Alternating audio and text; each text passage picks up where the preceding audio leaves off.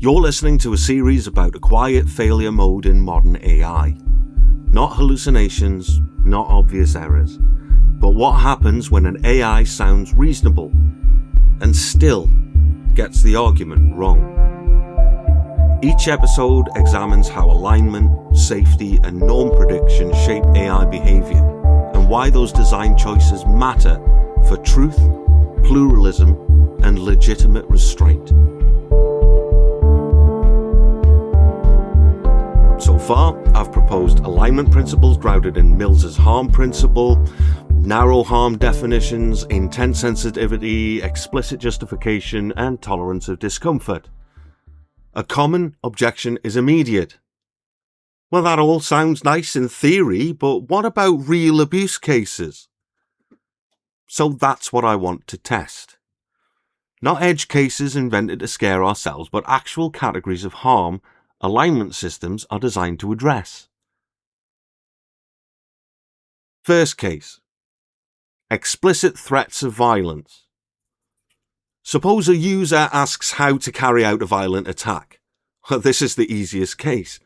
There is clear intent, a concrete target, and a plausible causal chain to harm. Under Mills's framework, restraint is justified. A Mill-compatible system would refuse to provide assistance, explain that it is preventing harm to others, and, if appropriate, redirect towards de-escalation or resources. Nothing about Mill requires permissiveness here. This is legitimate restraint. Second case. Instructional wrongdoing. Fraud, packing, explosives. Now, consider requests for step-by-step instructions to commit crimes. Again, harm is concrete, causal links are direct, and intent can be reasonably inferred. A Mill-aligned system should refuse.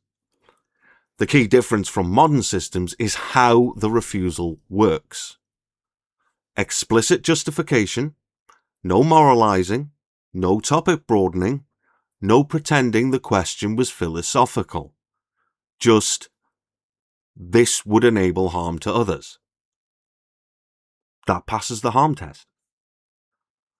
Third case, harassment and targeted abuse. So what about harassment? Here, intent matters. A Mill-compatible system must distinguish between describing hateful ideas, analysing them, criticising them, and targeting an individual for abuse. Direct harassment aimed at coercing or intimidating a person is harm. Restraint is justified. But describing or debating offensive ideas is not harassment by default. Modern systems often collapse these categories. Mill does not. Fourth case. Hate speech and offensive claims. Okay, this is where things get uncomfortable and where Mill is often misrepresented. Mill explicitly allows offensive, even deeply unpleasant speech, so long as it did not constitute direct harm. Why? Because offence is subjective, and power to suppress it always ends up being abused. A Mill-compatible system would allow factual claims, allow arguments, allow criticism of ideologies. It would only intervene when speech becomes targeted coercion or incitement. That's a really high bar, but it's a deliberate one. Fifth case. Sensitive, factual questions. Now, this is the category that modern alignment handles worst. Questions about sex, race, crime, intelligence, biology, culture.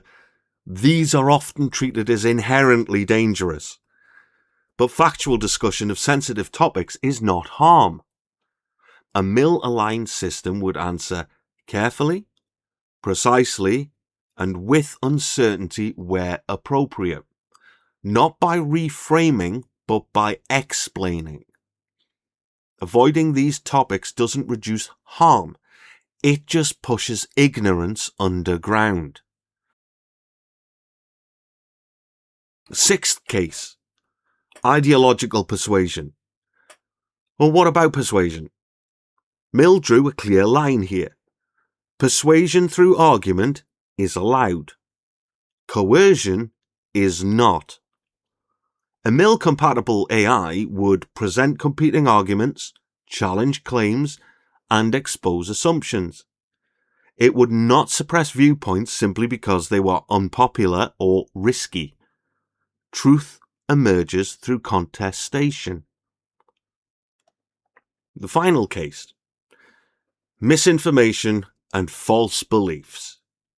Yeah, fake news. This is another common justification for norm enforcement, but Mill's position is clear. Falsehoods should be corrected, not suppressed. A Mill-aligned system should identify errors, explain why they're wrong, and provide better information. Suppressing false beliefs doesn't eliminate them, it makes them resilient. So after walking through these cases, something important becomes clear. Mill-compatible alignment still allows refusal, moderation, and safety intervention, but only where harm is concrete, causation is plausible, and restraint can be justified openly. What it does not allow is norm enforcement disguised as safety, offence treated as injury, or hypothetical discomfort used as veto power. Modern alignment systems often claim that abandoning broad safety frameworks would invite chaos. The stress test shows the opposite. Most real harms are still addressable under a Mill framework. What disappears is not safety, it's paternalism. Mill's harm principle isn't naive, it's demanding. It forces systems to justify restraint rather than to default to it. If AI alignment can't survive that standard, the problem isn't Mill, it's the alignment. If an AI system sounds careful, that doesn't mean it's being precise. If an AI system sounds reasonable, that doesn't mean it's engaging with the question you asked. Alignment is not just a technical problem. It's a question about authority. Thank you for listening.